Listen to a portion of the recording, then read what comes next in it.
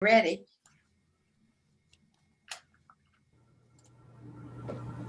So idyllic behind Mark. Well, that's actually a bouquet of tulips, cardinal and gold, from a spot in Community Board 6 in honor of Pam's retirement. Oh, that's so nice. You're so full of it. Great. I know, yeah, totally. Shh. Very, very cute, Mark. But you're ready. You're good to go, Pam. Okay. Well, welcome everybody to the November 4th, 2020 meeting of the CB6 Parks, Landmarks, and Cultural Affairs Committee meeting. It is now 7:01 and we're good to go. We are joined tonight by our wonderful Assistant District Manager, Cody Osterman. Yeah, that's it. Thank you for waving. That's great. So, members of the public, I don't know if we have any members of the public here, do we? 10 people have joined us. Okay, you can raise any questions or comments that you have through the Q&A feature of Zoom.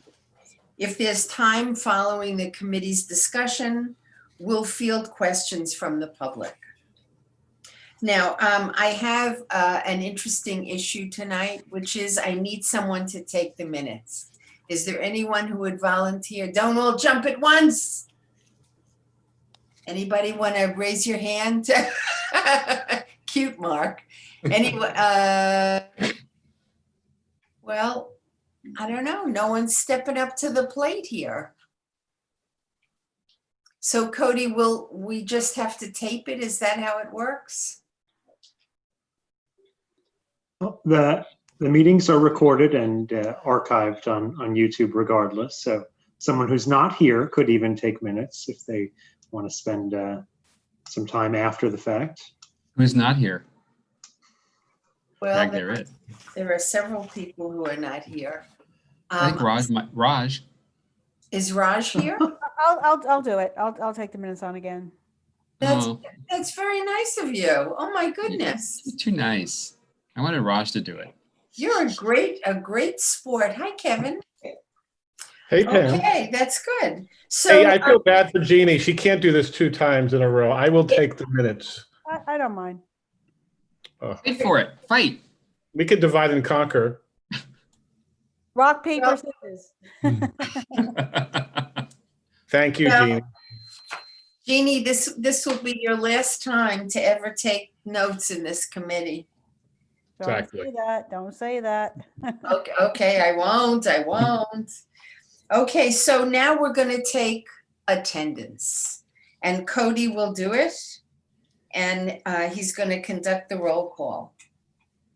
All right. Committee members, I'll call your name. Please unmute yourself when your name is called and say present, and I'll announce if there's quorum. Pam Vassell. Here. Kevin O'Keefe. Present. Martin Barrett. Present. Matt Bondi. Present. Jeannie D'Onofrio. Present. Anton Malner. Here. Raj Nair.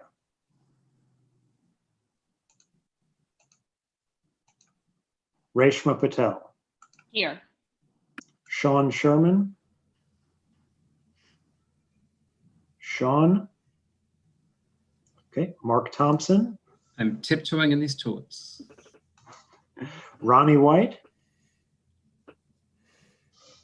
Ronnie. Gary Papish. Dean Stephanides. Here. All right, that is a quorum. That's 9 members present. Excellent. So the agenda for tonight's meeting was distributed ahead of time by the board office and appears on the screen before you. If there is no objection, we'll adopt the agenda as stated. Members of the committee, if you object to adopting the agenda, you may raise your hand through Zoom.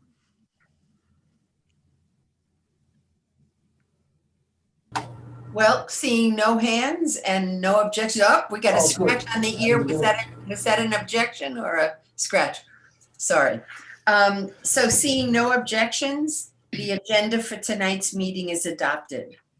The same thing is true of the minutes. They were distributed ahead of time by the board office. If there's no objection, we'll adopt these minutes. If you have any objection, anyone on the committee, just raise your hand through Zoom. Okay, seeing no objection. So the minutes are adopted.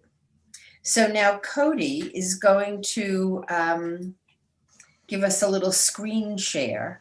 And while he's doing that, I just want to say to everyone that we have some ground rules for tonight. In order to really have an efficient meeting, let's observe some of these ground rules. No one can speak unless granted by the floor. I guess I would be the floor. The committee members, if you have a question about committee business or wish to make a motion, please raise your hand through Zoom. If you click the participants icon, the participants panel should appear and you can find the raise hand function there. If you still have technical difficulty, you may click the chat icon and relay your difficulty. Non-committee members who have been invited as panelists to tonight's meeting, if you have a question about committee business, please raise your hand through Zoom. The chat function should not be used by committee for committee business or for questions raised about agenda topics. All such remarks should be made on the record by raising your hand through Zoom. Chats should only be used to alert us to any technical difficulties you are having or to state in writing information like an email address or something like that that was already stated aloud on the record during the meeting. When a committee member is given the floor to speak, I will identify you and you can unmute yourself so that you can speak. Okay, so we are required by the executive order to create a verbatim transcript of the meeting. So please keep your questions and comments succinct and germane to the discussion. And so let us begin. Tonight's agenda, I guess Cody's going to put it up on the screen or not so? Maybe not so. The first thing on the agenda is a certificate of appropriateness to replace the windows at 321 East 43rd Street. So I'm not sure who is going to present this. Okay. Well, this is Doug Lane with Lane Engineering, and on the Zoom call also is Anshul Kapoor, who was the lead architect in the design work on this project. I'd like, and should we jump into it, or how should we proceed? Jump. Okay, so are we going to share the presentation, or should we, or is someone going to share the presentation? Yeah, I mean, I can share my screen if that makes easier for everybody. Yeah, you should be able to share your screen Right, now, and okay. that way you can advance the slides yourself. Got it. Okay, yes. Okay, thanks.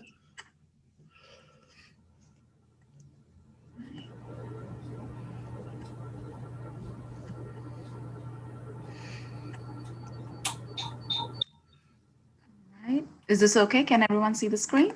We can. Okay, great. All right. Just wanted to make sure. All right. So hello to everyone again. This is Anshul Kapoor and my boss, Doug Lane. We're from Lane Engineering, and we are the applicants for the window replacement project at 321 East 43rd Street, also known as the Cloister. Now, quickly talking about the building layout, the front facade faces south. There's an interior courtyard. There's an interior courtyard and two side yards facing east and west.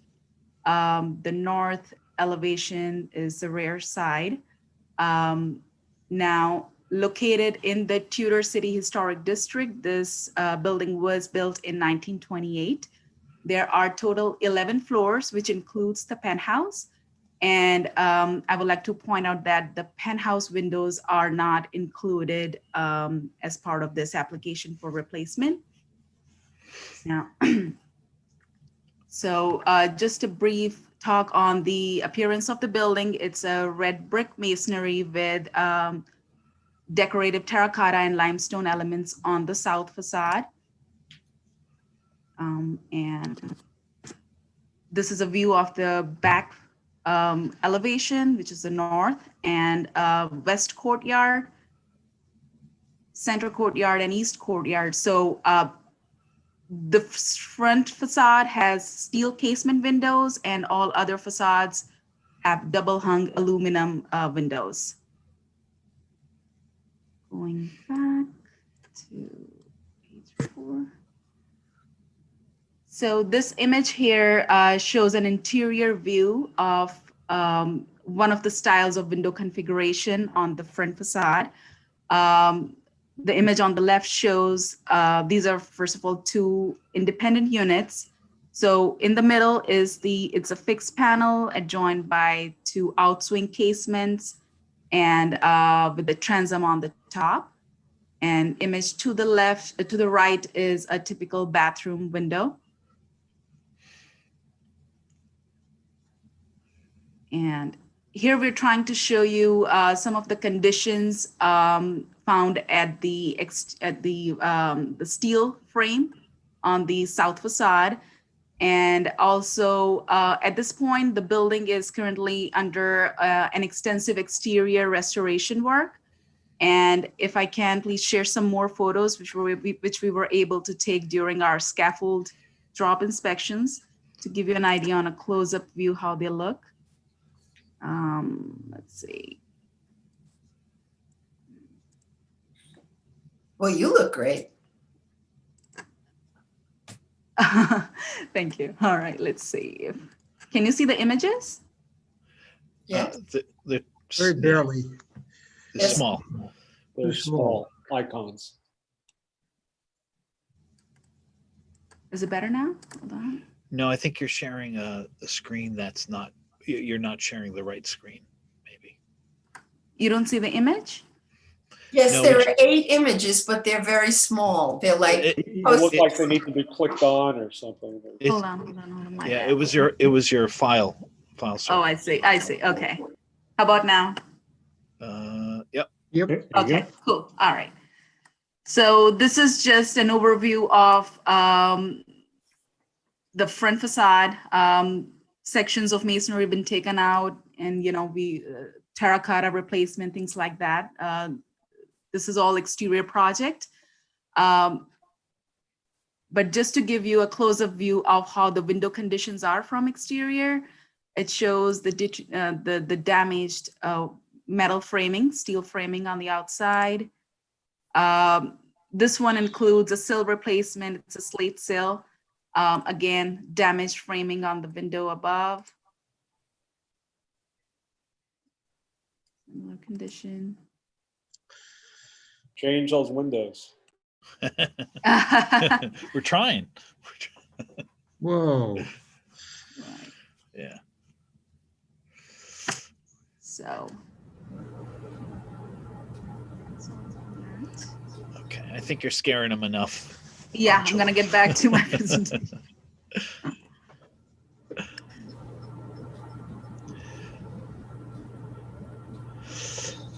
So moving ahead, this is the elevation drawing for the south facade. Now the scope of work here, which I said before, is replacing the existing steel casement window with Tudor City approved Series 96 outswing casement windows, aluminum casement windows by Skyline.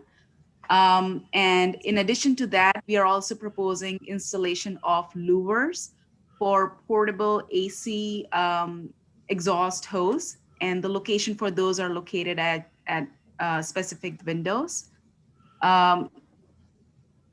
This slide actually gives a better zoomed in version of what what exactly we're proposing with the louvers. So on the left is a rendering.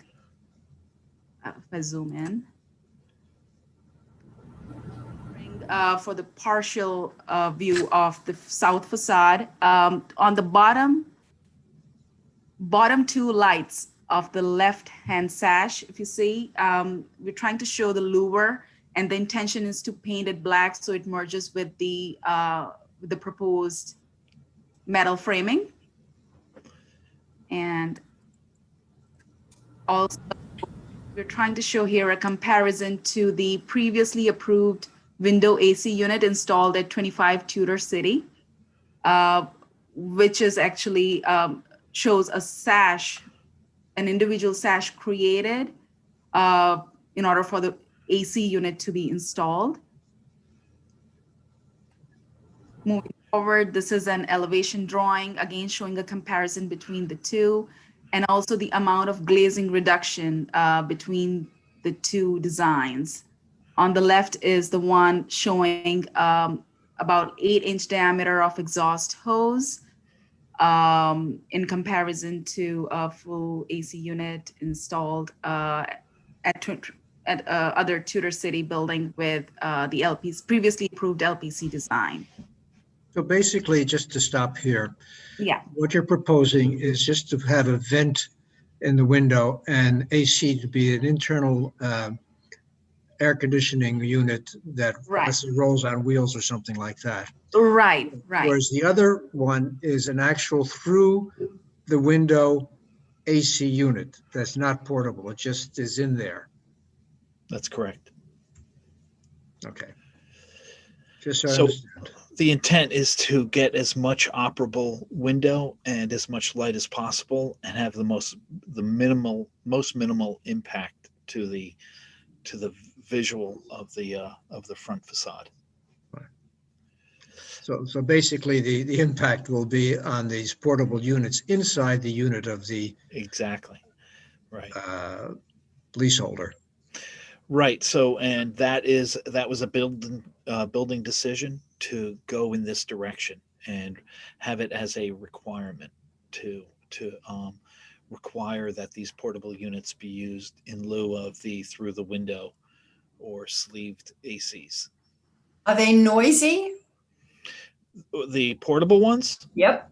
No, not at all. In fact, most of the noise of the compressor is actually interior to your apartment, and they're pretty quiet. I mean, compared to the window units, I think they are far superior noise-wise. And also, exterior noise is dropped, especially if you're in a courtyard scenario where you have a window unit installed facing somebody else, is far more noisy than having just this hose, blowing out, which you can't even hear. Sorry, is a hose the louver on the left or the bottom left or bottom right? I thought you said the left, but the rendering has it on the right. Now, I'll take you back to the elevator. Yeah. So yes, we have, based on the location. So we've actually followed the exterior design of the facade. It's symmetrical around the center. So we kind of followed that design idea and located the louvers. And also at the same time, we looked at the individual apartment layout and tried to locate the louver by the first window to the entrance into the room. So it kind of lines up with the exterior feature of the building, and also it functions well with the interiors. Interior use. Cool, thank you. Yeah. And more importantly, the windows match the old style. So. Yes, that's correct. And is there anything you can do with that unit so it's not like a piece of furniture in your living room? It's surprisingly unobtrusive. I know that photo may have not Looks pretty done it justice. Right. Anshu, I used to have one. It's really easy. I went to Skytown before we had AC, and that's what I had in my bedroom. And they're really nothing. It's really pretty cool. Very small, and you wheel it around, and if you don't want it in your window, you just pull the hose out of the thing and put it in your closet. Now, did yours have heat in it too? No, we don't need to get, we get blasted with heat and sky tap. Oh, okay. This is only AC for the summer. Gotcha. So it really does provide the most flexibility, especially since, let's say, that unit could be, the hose could be lengthened slightly. You could move it around. You could push it to the corner. You could pull it, behind another piece of furniture. And the throw, the how far the fan blows the cool air is really a benefit to these. They're pretty powerful. Yeah. Okay, so does anyone have a question?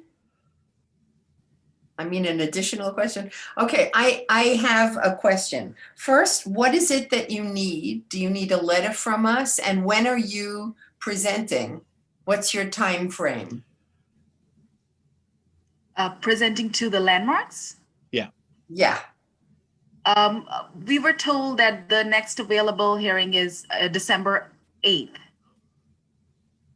So you need a letter from us? Is that what you need, or no letter? We need a No. resolution. Yeah. A resolution. Mhm. Okay. So is there someone who'd like to step up and write a resolution? Someone on the committee? Oh my goodness. Come on, guys. I need a resolution writer. I can write the resolution, Pam. This is Reshma. Okay, thank you so much, Reshma. That's terrific. And are we in agreement that we approve this idea by show of hands? Cody, am I doing that right?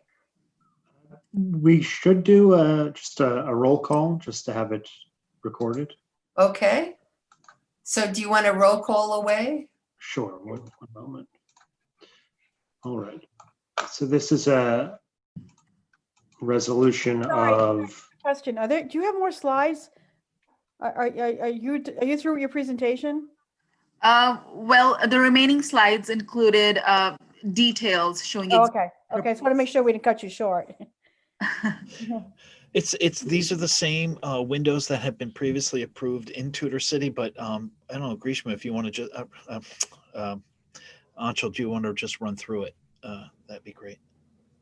Run through the Slides, the rest of the slides.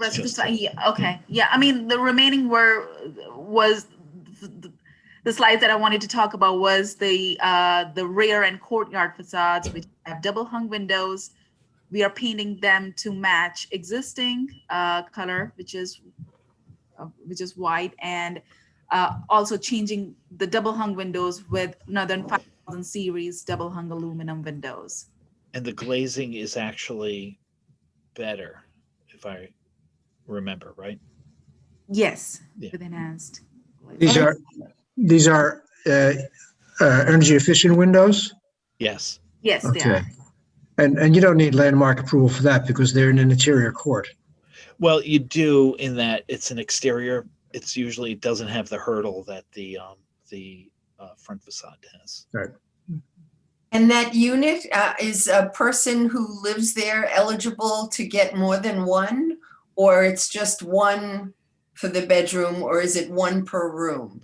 For the air conditioners? Yes. Yeah, it's per room, if I remember correctly. Yeah. Yes. Okay. And then Pam, I can do a resolution of no objection for this, so I'd like to, if there's a second.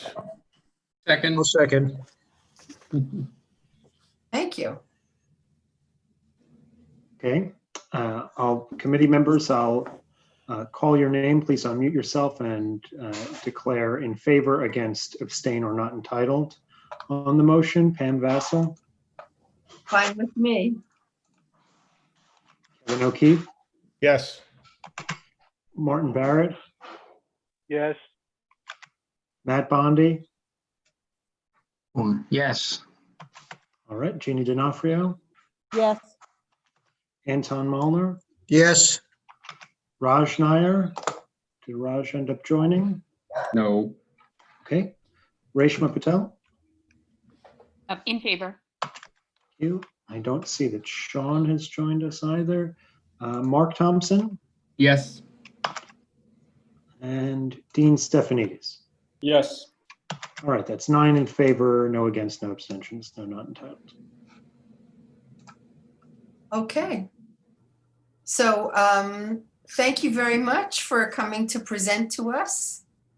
And we appreciate what you've shown us. And we'll send you that reso. Thank or you so much. Letter. Okay. All right. Thank you, everyone. Thank you so much. Thank you. Thanks. Thanks. Bye-bye. Good luck. Have fun. Oh, thank you. All right. Thanks. Bye-bye. If you could please end the screen share, thank you. Okay, so let's move on to the next topic, which is the continued discussion regarding the proposed design for the reconstruction of the St. Vartan Park playground.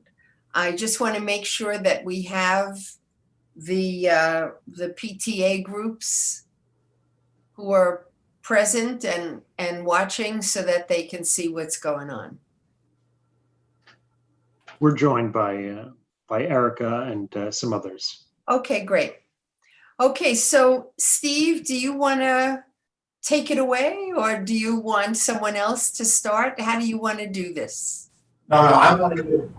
No, don't. Give me a moment. Okay. Having technical issues. We're hearing echoes and two of you actually. Yeah, Steve, you've joined twice, so Yes. you have to. One of your accounts has to mute. Yeah, send it over to Wes. He's got two also.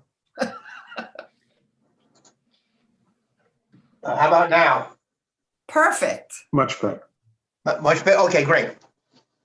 Okay, so this presentation, of course, is going to be the highlight of your meeting because we're showing once again, I believe, how responsive we've been to the community board's input and that of the people from the community who critiqued our initial design, and we then had I think a pretty fruitful discussion at your last meeting.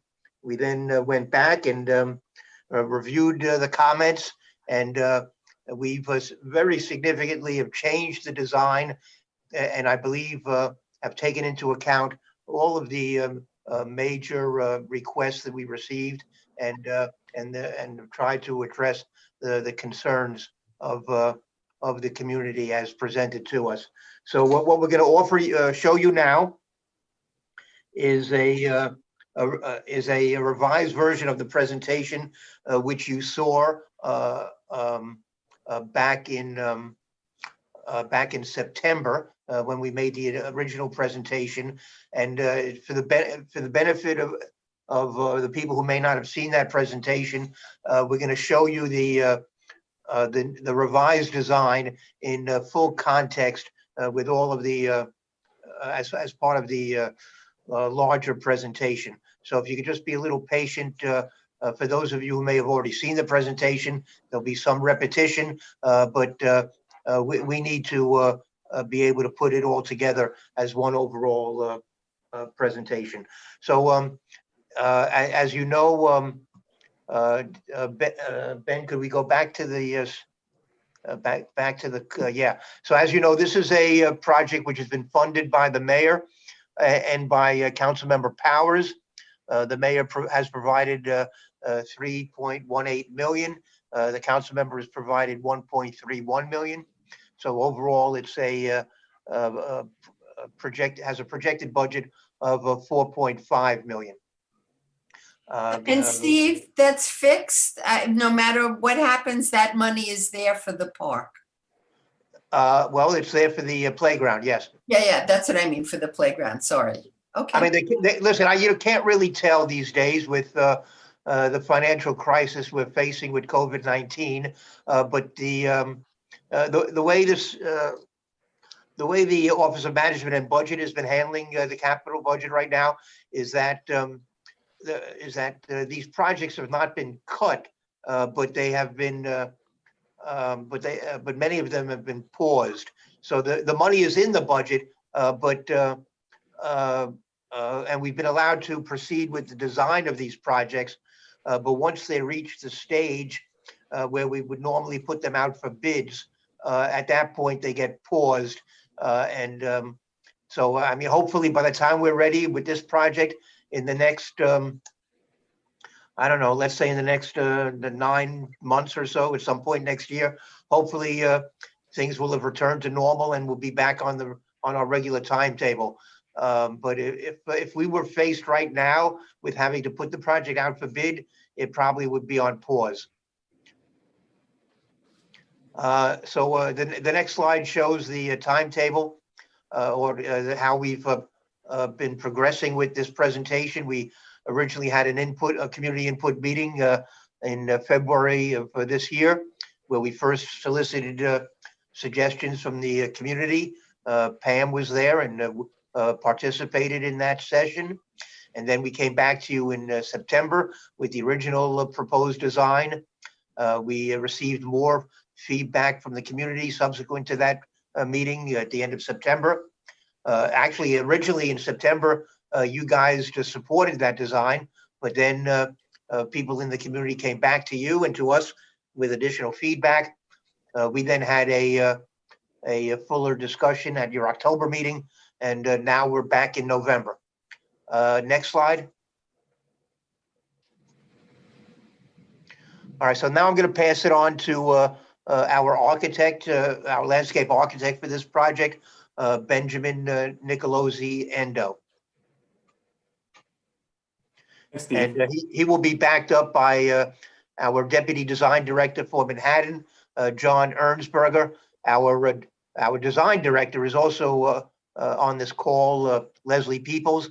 And either one of them may jump in at some point and provide some additional info for the presentation. But Benjamin, take it away. Thanks, Steve. So yeah, as Steve mentioned, my name is Benjamin Nicolosi Endo, landscape architect with New York City Parks. I presented to you last month, and as Steve mentioned, I'll give you a brief recap of our last community board meeting and how we addressed your comments holistically. So to remind those who haven't attended the last few meetings, back in February, we did have the scope meeting to discuss which areas of the park everyone would like to see reconstructed. And we have a limited budget, unfortunately, and cannot address all the areas of St. Farton. So at that meeting, at the end of that meeting, the playground was chosen as the area of greatest interest. And these stats that you're seeing are stickers that were placed on the drawing by those in attendance. As many of you know, the park is located at First Avenue and East 35th Street. The East River is about a block away, and the entrance to the Midtown Tunnel is just to the north. And to reorient those who have not attended previous meetings, this is the existing layout of the park. So we have handball and basketball courts to the west along 2nd Avenue. There's the multi-purpose area that already has plans for the installation of synthetic turf. We previously mentioned this at past meetings. And the playground, which was chosen. I'll show a close-up of that shortly. And the two main entrances are along First Avenue, and they ramp up into the playground area right beside the garden along First Avenue. So this is the existing playground. There's swings to the north and south. I'll show some photographs of that. There's large play equipment that is in the center of the space. There's an adjacent sunken spray shower right across from the comfort station and preschool. And along the north and south edge is a 4-foot steel fence. And beyond that, a 6-foot steel fence that separates the park from the sidewalk. And the last minor reconstruction of this playground was back in 2002. So there are many trees on site. There's approximately 40 seen here around the playground. These trees provide a lot of shade throughout the site, which is nice. And they're mostly in healthy condition, and their root zones do need to be protected. So most of the trees will remain. So we're just showing this slide just to indicate that there is a significant constraint on where certain play features can be placed because of so many existing trees around the playground. These are images of the existing play unit in the center of the playground. The 2 sets of swings that are currently there, some of which don't meet our current safety regulations. A spray shower that is recessed and not accessible. And this slide shows some of the comments we received at our community input meeting back in February. So some of these comments helped us develop a design for the playground. And after the presentation of the design last month, as Steve mentioned, we received additional comments from the community. Some are new, for instance, like a request for deck structures and no bike and scooter track. That's particularly important because the bike track took up a significant amount of space, and without the track, we are able to address some of the other comments like more play equipment. And on October 6th, we received some additional comments at the last community board meeting, and that helped shape the redesign that I'll show you shortly. The primary comments from that meeting were to have less plants in the playground and a preference to keep the existing layout.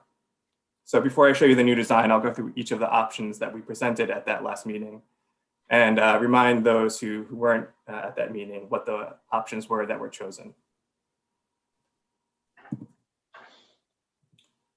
So this was the schematic design that was presented back in September. It was created to address the community comments back in February. And as you can see, it features a large bike and scooter track and spray shower. At last month's meeting, when we presented options for the bike track, option 3 was chosen. And this is option 3, to the right.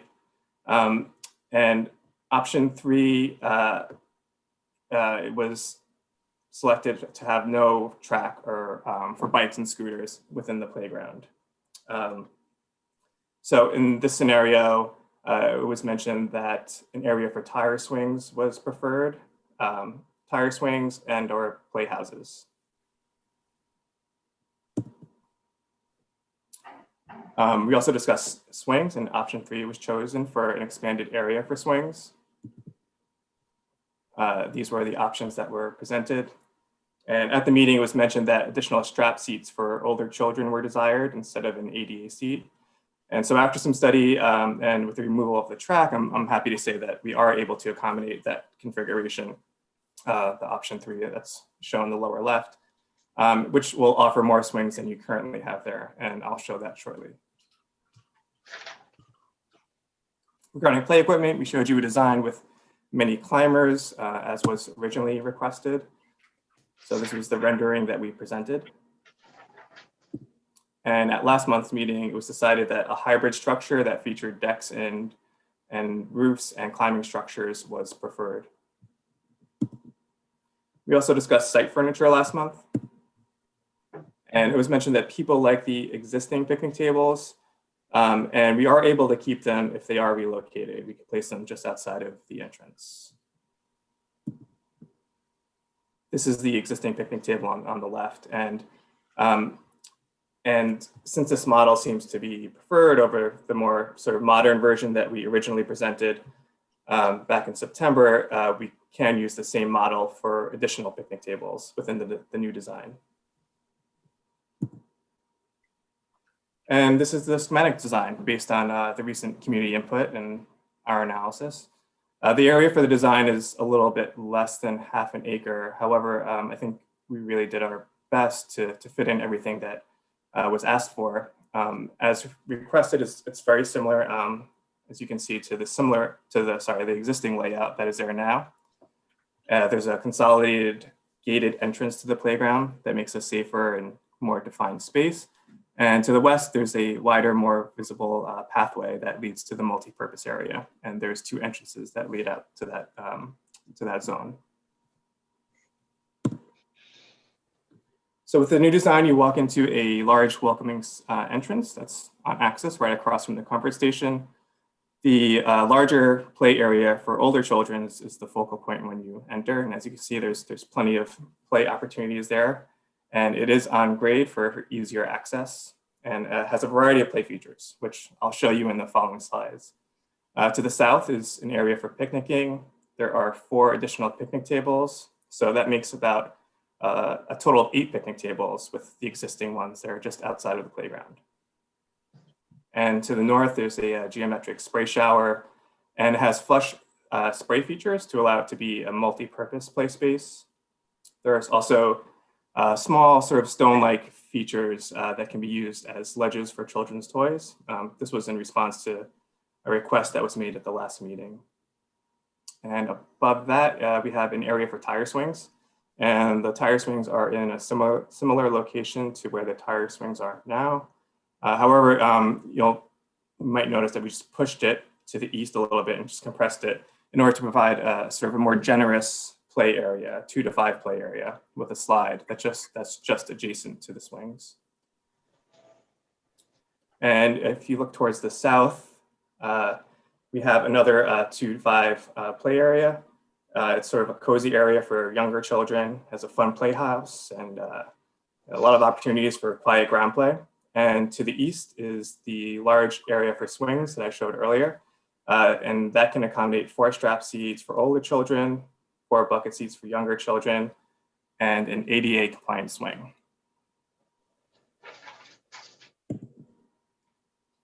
And this is a view of all the play equipment I just mentioned in the plan. The 5 to 12 play equipment features 2 slides, some spinners you can see off to the right there. There's also plenty of monkey bars and elevated decks. And there's also a large structure that provides many fun opportunities for climbing, fitness, problem solving. The 2 to 5 play equipment features a slide, there's a playhouse, some fun game panels and climbers. This is the play unit that's just adjacent to the tire swings. And here's another view of that 2 to 5 play equipment. And this is an intricate little playhouse in the cozier area for smaller children. And has a slide, has games for motor skills and opportunities for solitary play. And this is in a similar location to where the existing playhouse is currently. And these are the tire swings, also shown in an area that is similar to where the tire swings exist now. And this is our fencing diagram. So you can see there's a new 4-foot fence that stretches across the entrance, and that provides one main entry with a gate. And all the proposed fences within the playground are kept low to maintain sight lines. So the only interior fences that are there are placed only where they're necessary for like safety, as in the areas for the swings. And then if you look to the west, there's 2 new gates that lead to the multi-purpose area. And the sort of the X's to the north and south of this diagram, that's the fence that will be removed. So there won't be 2 outer fences in our proposal. And just to note, all the gray lines in this diagram are fences that will remain. These are the proposed site furnishings. So a drinking fountain will be placed near the playground entrance. A bottle filler will be near the multi-purpose entrance. And as I mentioned previously, we'll use the same style bench and table as what is currently in the park. And new lampposts will be placed in a few locations to make sure the space is more evenly lit. The materials for the ground are fairly neutral to allow the colorful play equipment to really make a big impact. And the bright colors sort of reflect the nearby context, the gold of the dome from St. Farton and the river to the east. We'll be placing shade tolerant and native plants where appropriate on site. And new trees and plantings will be kept to the perimeter of the playground as requested. And once more, the schematic plan, which I can remain on for comments and questions. Thank you. Thank you. Does anyone have any questions? Pam, this is Kevin. We do have at least one outstanding question from David Saul. Question is, has there been any conclusion on whether the garden on First Avenue will be accessible to the public? Yeah, we do not look at the garden for this project. Yeah. Go ahead, Steve. Let me answer that. you know, that's a question that's still under consideration here in our office at the Borough Commissioner's office, and I'll have to get back to the committee maybe next month, but this is under active discussion, so I don't have anything to report tonight. Okay, let's move on to Erica Silverman, who asks, can we see the equipment again? Sure, let me go to that slide. All the equipment, or is this a specific type? Erica also asked, can they show a rendering equipment for the water spray area? That's a separate. We don't have a rendering for that area. We had a very compressed time to redesign the whole site, so unfortunately, we don't have a rendering of that area. The last design took sort of several months to compile, so we had more time to provide renderings. But Erica we'll is go to this actually, first picture. Thank you. Erica is asking about the playground equipment specifically at this point. Okay. You want me to I'll just scroll through all the renderings. And just as a note, she's specifically asking to see the equipment for the older kids.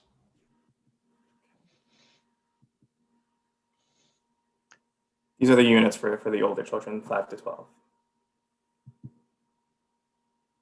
All right, well, go into some detail explaining the various features, because this is a very elaborate piece of equipment. Yeah, it is, and it provides a lot more climbing opportunities than what's currently there. It's much more dynamic. There's plenty of different types of monkey bars.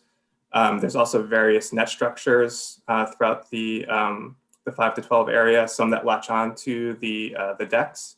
There's also 2 slides, one which is sort of a tunnel slide, which is kind of fun and interesting. It's not something that is currently there.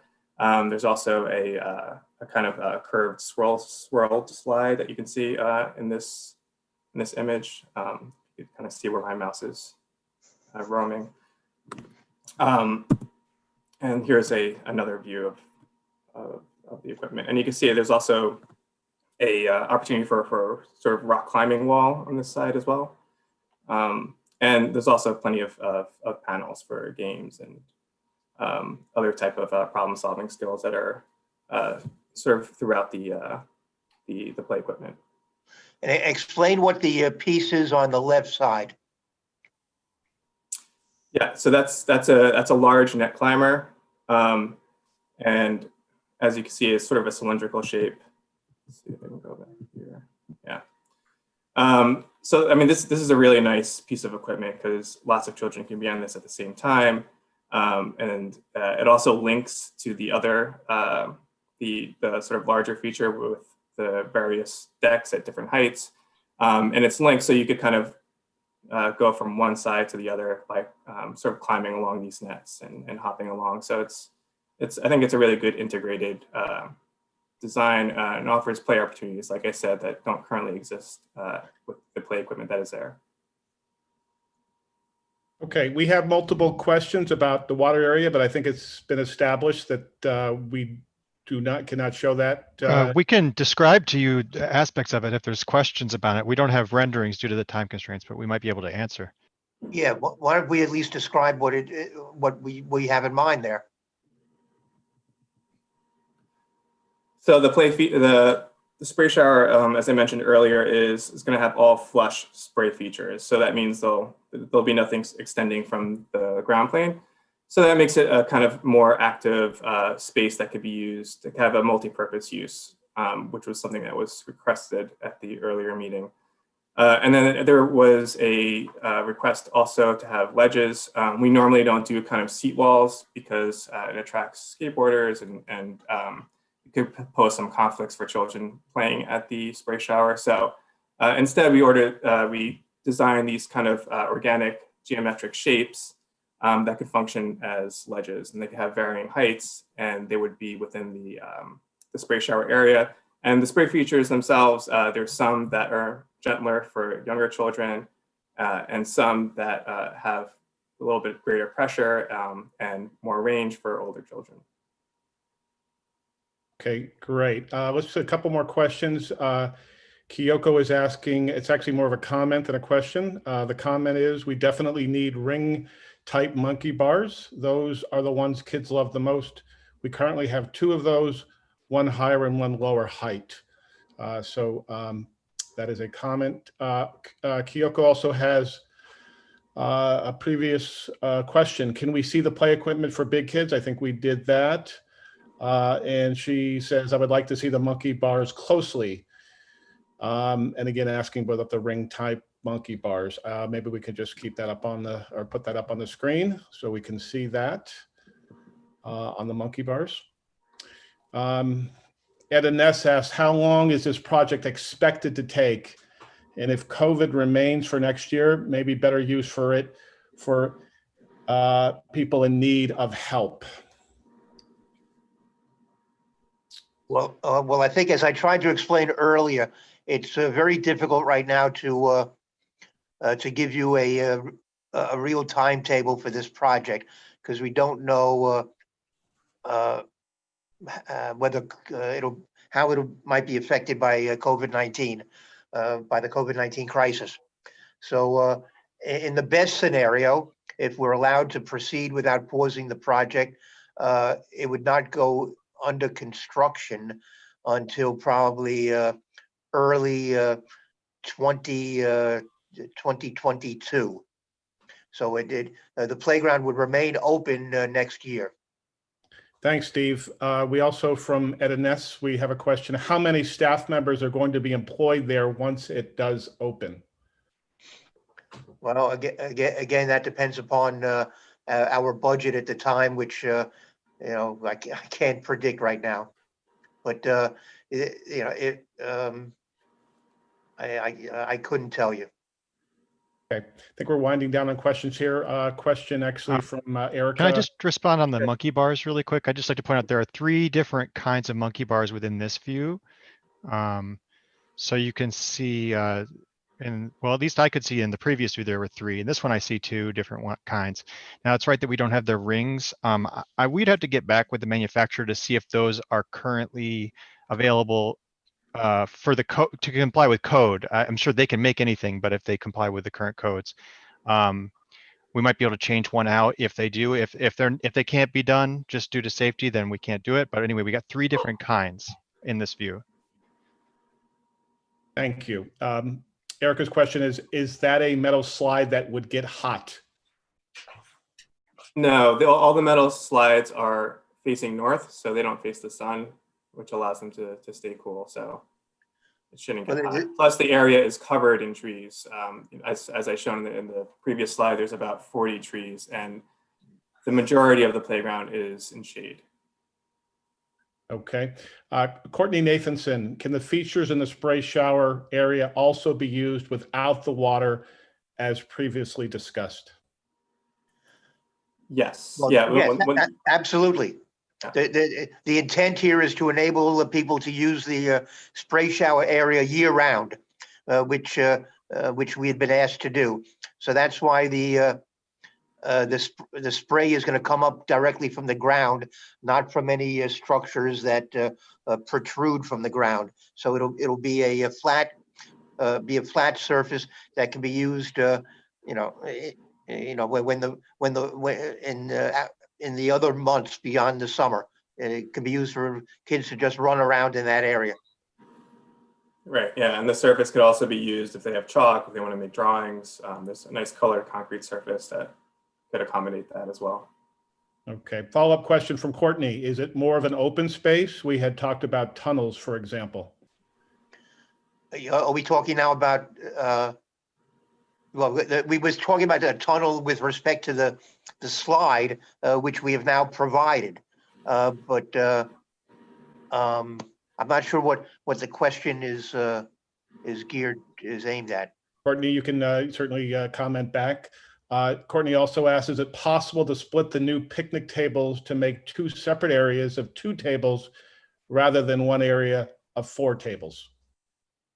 We have very limited space. So because of space constraints, that's just not possible. If we want to be able to provide lots of different play equipment, for 5 to 12 and 2 to 5 and tire swings. And as I mentioned previously, because of the various tree constraints, that's the one area where we could place a cluster of tables, whether it be 2 or 4. Also, I'll just add, you do have still 2 existing areas of 2 tables each. So you have 2 areas of 2 tables and then 1 area of 4 tables. Yeah, right on the other side of the fence, on the east side of the playground, there are 2 areas, each, as John mentioned, each of which will have 2 tables. Okay, thanks, Steve and John. I think we were told at the last meeting that there was a desire to have an area where people could have maybe birthday parties or small events, which would require a few tables. So we thought we were satisfying that request. That's correct. Yeah. And I'll also mention that that these tables are accessible on one side. They're kind of sort of cantilevered. So on the north side of these tables is the accessible area. So for, say, someone in a wheelchair, they'd be able to sit at those tables. Okay, circling back to the tunnel discussion, Courtney does mention that the reference was to the water area. It says we had showed pictures of other parks that had actual structures in the water area that kids could use without water, not just open space. And I believe that has been. Yeah, I mean, it is. So it is. It conflicts a little bit with what we heard at the last meeting, which was to have an open multi-purpose space. And we also had a few comments saying that from some community members who didn't want any high structures within the spray shower area. So we were responding to that. We are also providing the like extruded boulder-like shapes, which offer a different kind of play. So that's the kind of thing we've offered in that category. Okay. It's a question from Courtney. Will you need a permit to reserve the tables? Obviously referring to post-COVID. Well, I don't think that's something that we had planned to do. They probably would be on a first come, first served basis. I don't. Kevin, I think you're muted. I just muted out. Sorry, muted out. Andrea Levitt asks, will there be a new gate to the playground? Yes. Yes, there'll be a double gate right at the entrance, right across from the comfort station. Okay. Emily Breitbart, when will the turf be put in? Most likely in the, we're talking now about the multi-purpose play area, I assume. We're anticipating it will go in at some point during the spring. Okay. And this appears to be the last question. It's from Emily as well. What will happen? There it goes. I think we answered it. It's about what happens to the steps in the water area. Yeah, but the steps are gone in this scenario in order to make a larger area for play equipment to provide more play activities. And also the steps were not accessible, the spray shower. So, and we received lots of comments about having to remove the steps because they were a safety concern. So now it's just flush, it's easily accessible. No more questions, but another request to show the house area that the little kids now use. What?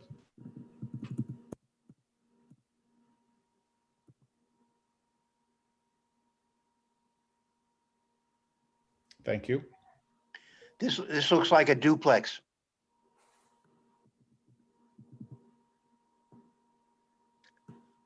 Tremendous, Pam. That's all the questions looks like we have from the public. Okay, so I have a question to the committee. Are you in agreement that you approve of this? Because I know that Steve is going to need a resolution, I believe. Is that correct, Steve? That is correct.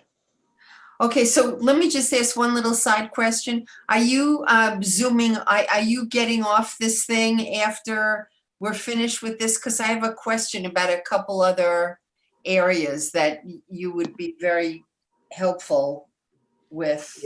Well, I could stay on a little longer, but I have another community board meeting that I also have to join. Okay, I'll talk fast. Okay.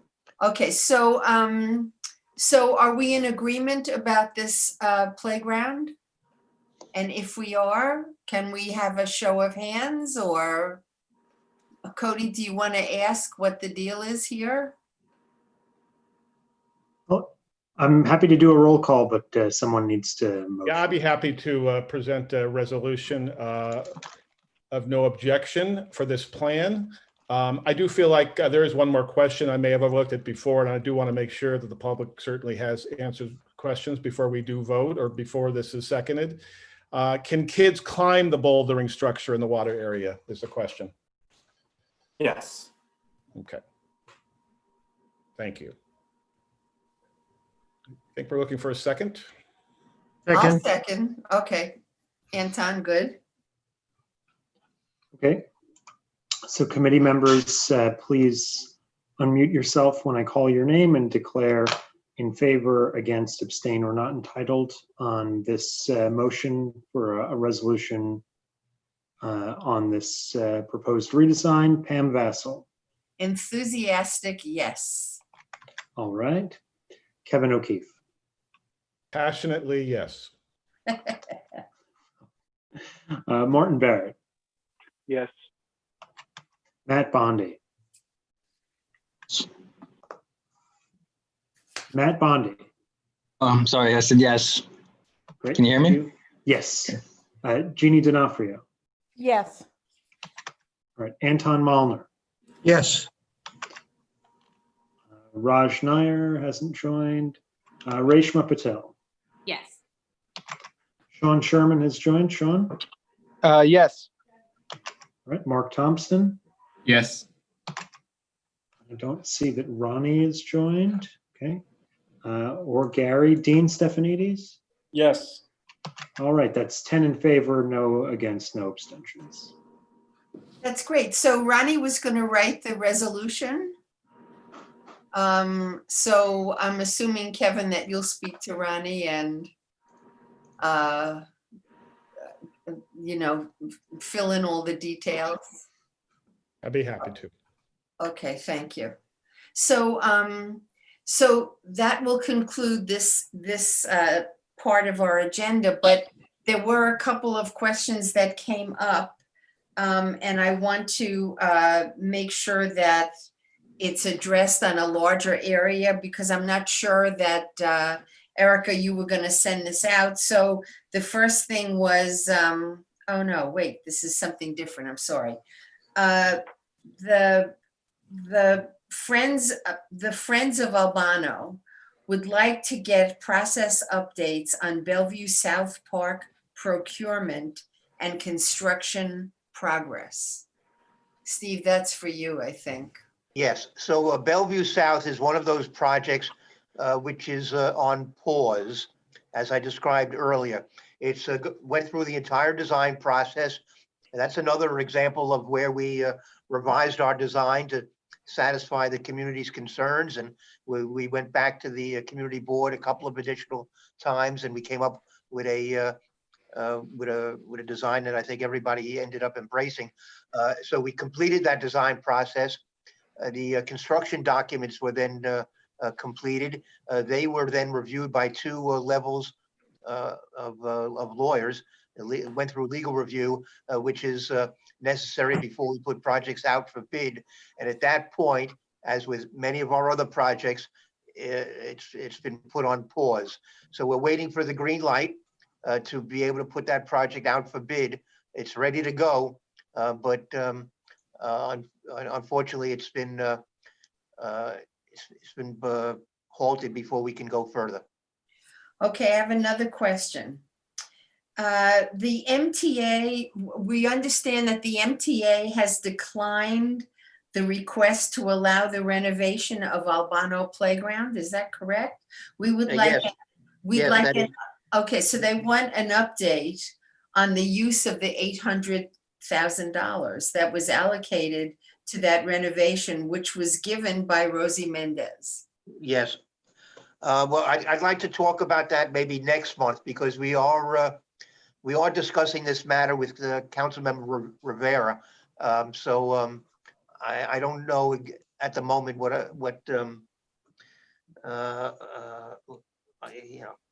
we haven't completely given up hope of proceeding with the project. So I think it's premature right now to talk about moving the money, but maybe we can discuss that next month.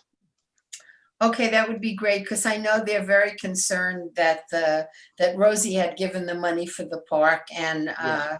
they'd like to see that it remains in the district. So No, and we agree, and it's very disappointing. We're very disappointed that the MTA is not allowed us to proceed with that project. Let's discuss it next month. okay, so Kevin, you can put it on your agenda. So did you answer something about the comfort station? Did I just miss that? Well, not the comfort station. We The land, the space about around the it. garden, the garden area. Right. Well, again, what I said in that case is that we're discussing that question right here in the Borough Commissioner's office, and we recognize that there are requests that it be opened up. I'll hopefully be in a better position to discuss that next month. Okay, and Steve, there are just a couple of things. At Glick Park, there's that space where it's not exactly a sinkhole, but something in the structure of how it fits over the water. You know what I'm talking about? Can anyone say it better? I think Wes has been looking into that, so maybe Wes can address that question. Okay, that would be great. And I think there are some problems like with the waterfront area near the 34th Street heliport. Maybe Wes knows about that as well.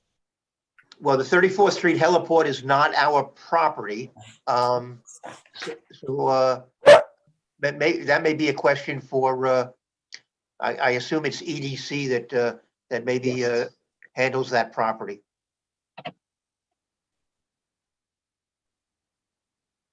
Pam, you've muted yourself. I did. My dog started barking. I have one question.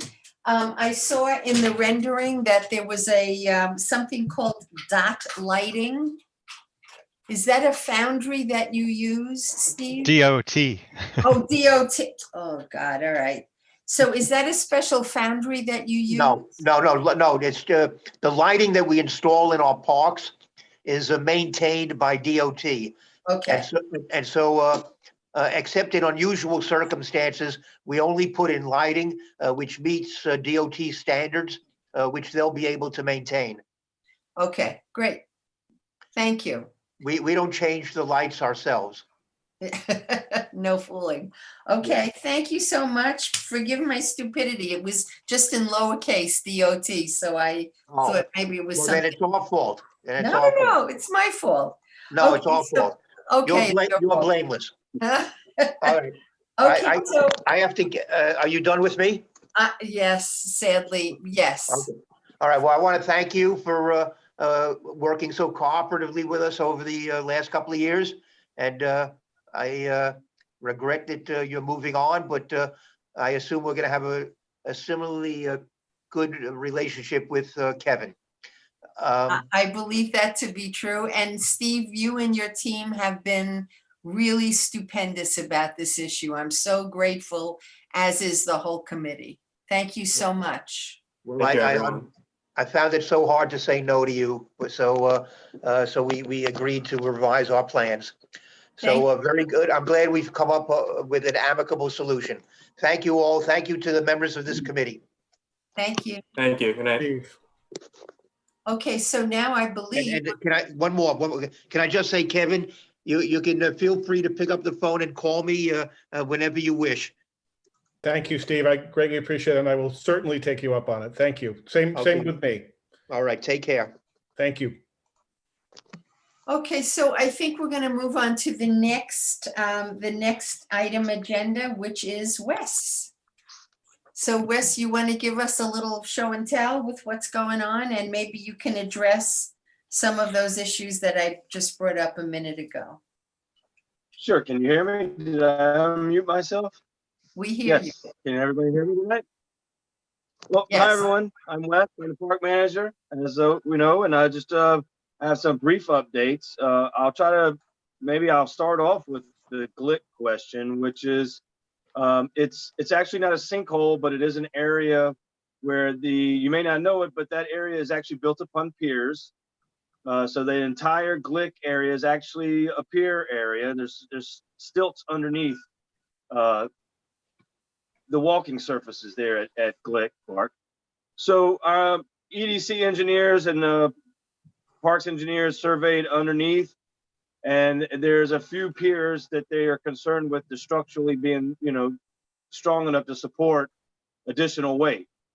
They don't feel like it's going to collapse right away. However, they feel it's best that we close it off, that particular section, until repairs can be made. Which So, we can say, Wes, yes. I'm sorry to interrupt, but are you closing it off with that yellow tape, like the crime tape? Or are you going to do something that's more substantial? Because that tape is kind of a joke.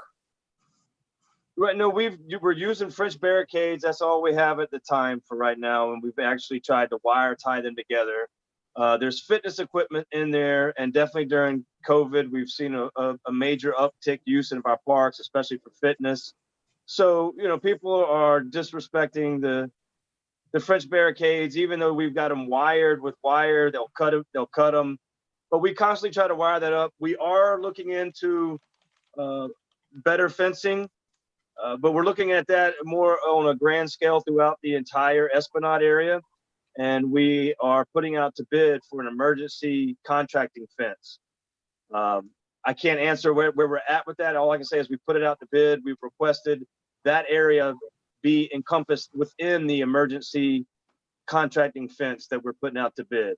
I'm calling it contractor and fence just for a lack of better terms. But basically, we're looking at renting what we call panel cyclone fencing, or something with that would be 8 foot high and either mounted into the ground or used with like a Jersey barrier or something.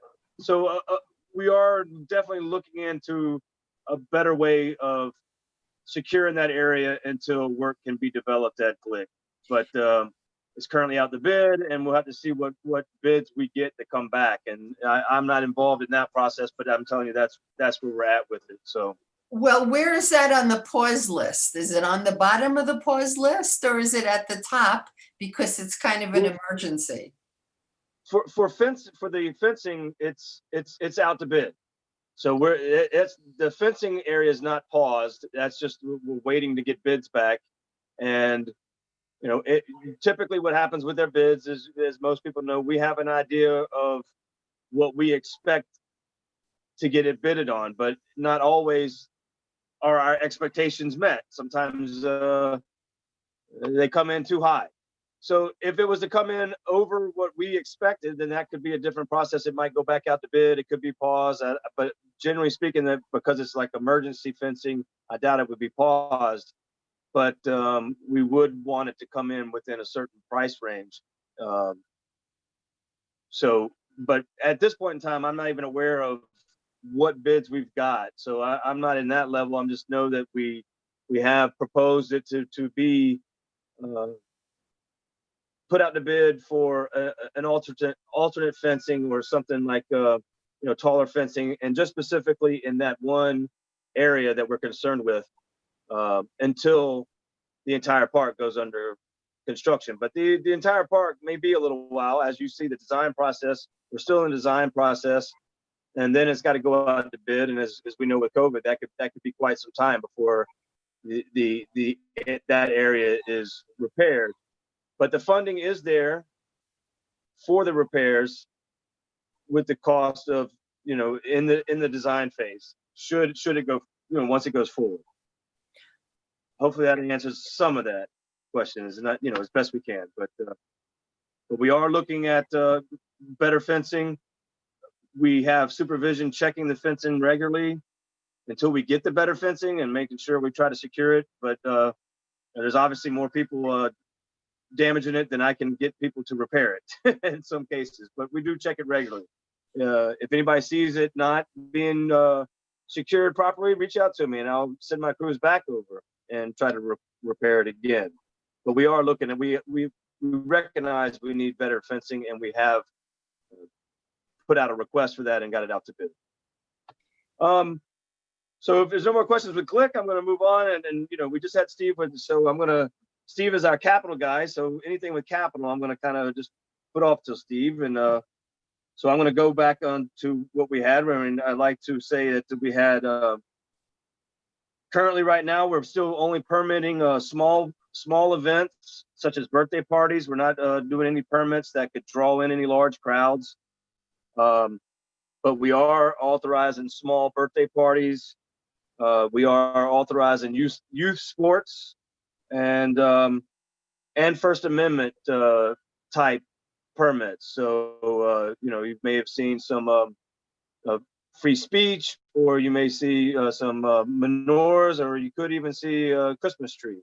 But we wouldn't be doing, as far as I know, we haven't done anything like any Christmas tree lighting or any, you know, singing or anything that would draw in people. But we are allowing menorahs or possibly a Christmas tree or anything that would be considered religious. We're permitting. I'd like to mention that we had several successful It's My Park Day volunteer events last at the end of October. Glick and the areas near there were also participants in that, and we'd like to thank everyone who participated in Glick and Stuyvesant, Bellevue South, and Albano. Just to name a few. I hope I'm not leaving any out. There was some more as well at MacArthur and several other parks throughout the district. So as I mentioned earlier too, the whole volunteer project under COVID, you know, we're trying to learn it. We're starting off small. We did a little bit more this time for It's My Park Day, but we are trying to keep them small. But we had I would say it was very successful, and there was a fair amount of work to put together.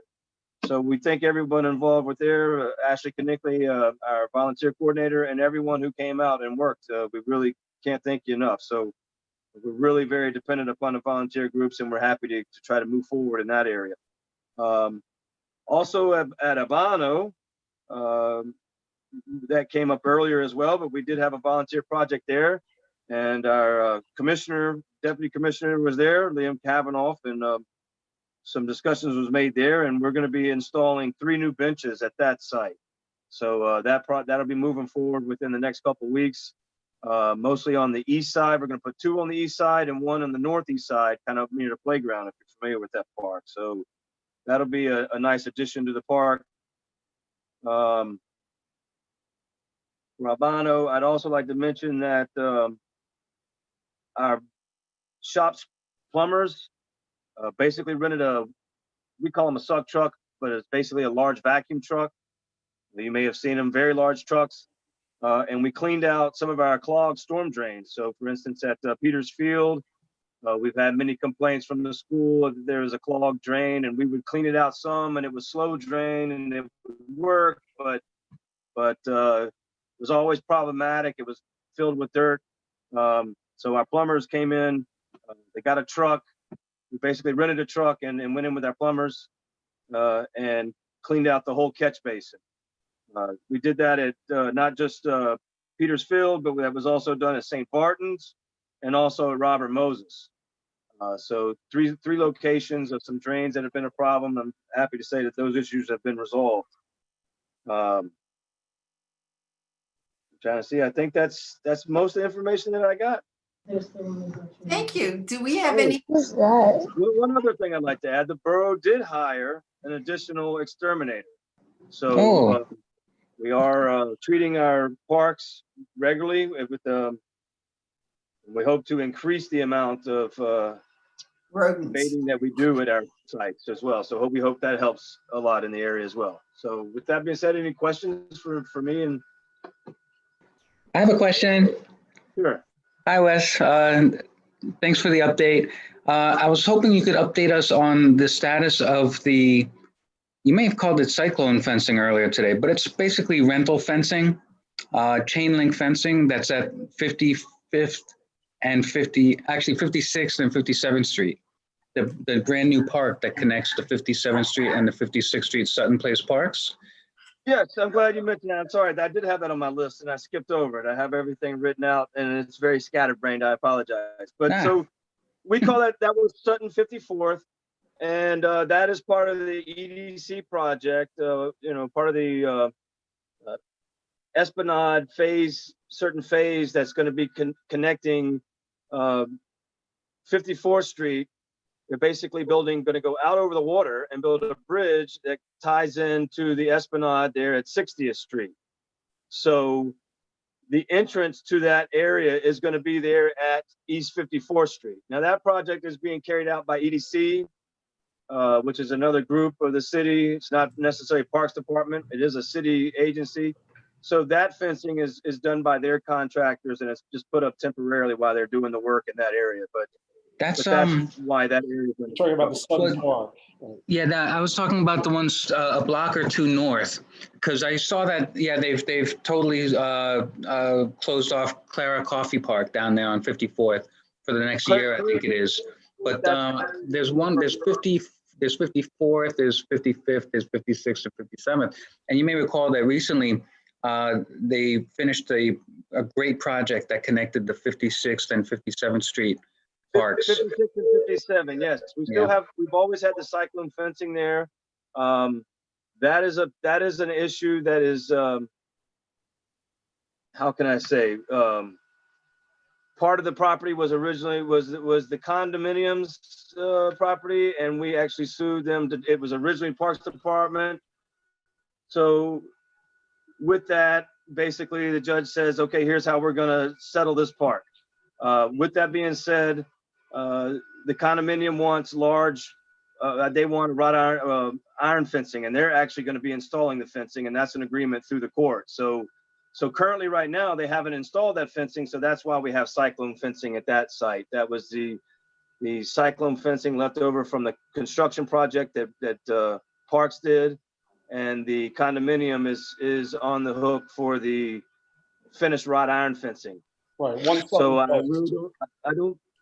I don't have any updates on where they're at with that, to be honest. I'll try to follow up with it, but that part of the project for Sutton 56 and 57 was not going to be completed by the Parks Department, and that was determined by the legal agreement when it was originally established. All right, well, if you could just, follow up on it, let us know, because it's been there for a long time and the park has been complete for a very long time. Granted, put a pause on the building's construction of their backyard. Part of the deal was that they would be able to keep a portion of their backyard there between 56th and 57th Street. So that was delayed, and maybe that has something to do with it. But if you could just find out and let me know, because it would seem that the big fencing is there already.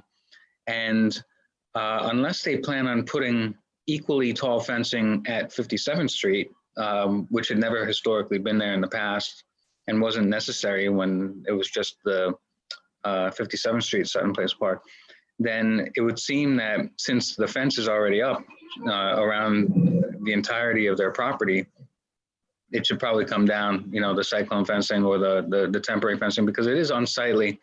And what they serve to do with it is also foreclose the use of some benches on 57th Street at the end of the cul-de-sac that people would enjoy sitting on, because when they close those fences off at night, which will now be at 6 o'clock at night throughout the winter, people can't sit there on those benches, which they used to like to do. So if you could just find out and let us know, that would be great. Yeah, I would appreciate it. If you look at the backyard where One Sutton Place is, they put a wrought iron fence that divides their backyard to the park. And I think they're going to continue that across where that chain link fence is. So One Sutton is paying for all that. Okay. Correct. And then also the ability to secure the park at night was also part of the agreement that they had with that as well, which is why they're responsible for the fencing. If it was up to Parks, we'd probably leave it open all the time, but for security reasons, they don't want that. So it was part of the agreement, but I'll look into it and find out what I can find out. Wes, thank you very much. That's great.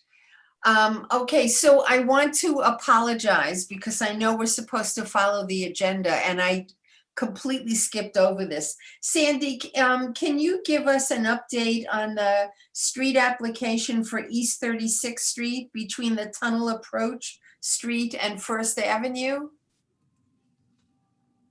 Hello, we've made the application and we noted that we do have a lot of community support. I think at this point, though, we need some letters from the people who did support it. I understand some of those people may still be on the call. And we really should reach out to them to try and give more support, a letter, something to encourage them to actually go through with this application. One of the concerns is that it is used by the NYPD as a staging area.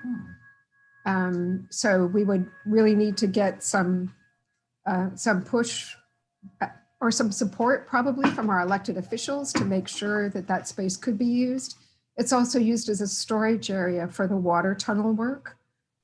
But my understanding is that that will be finished very soon.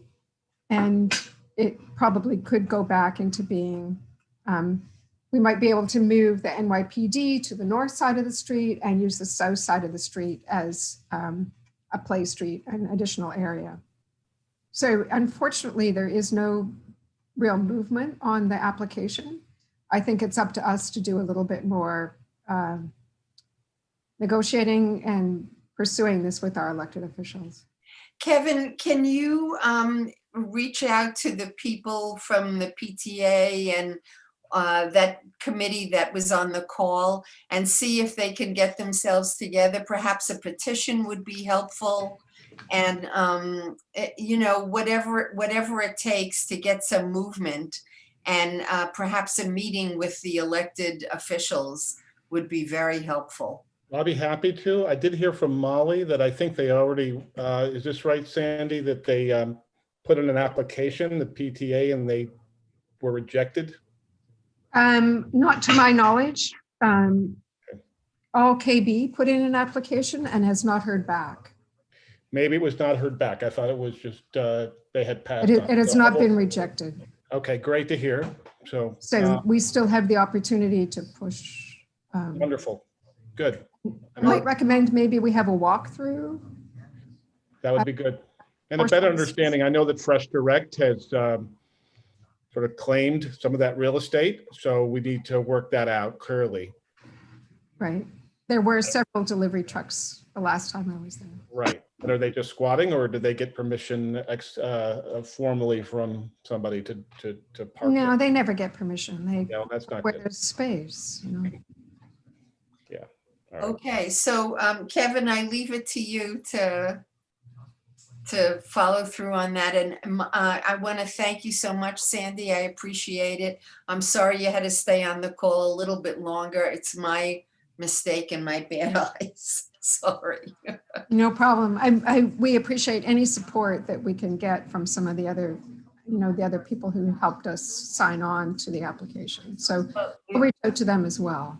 It would be beneficial to them because it would give extra space, which would be wonderful. And I know one of the concerns from the PTA groups was that they would still like to have some bike riding area, and they, with the new plans, that doesn't have any place to ride a bike.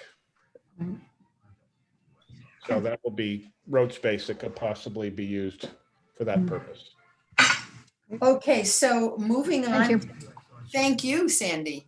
So moving on to the next thing, which is the chair's report. I don't have much of a report because in 2 minutes I'm not going to be the chair, but I wanted very much to thank all of you and to tell you how incredible as a committee that you've been, and you've done great work, and I really appreciate it. And I appreciate that Mark was so willing to be so helpful and turn it over to me when he left the committee. And I'm happy to tell all of you, you probably read it today in the newsletter, in the Wednesday newsletter, but Kevin is the new chair and Jeannie will be the vice chair.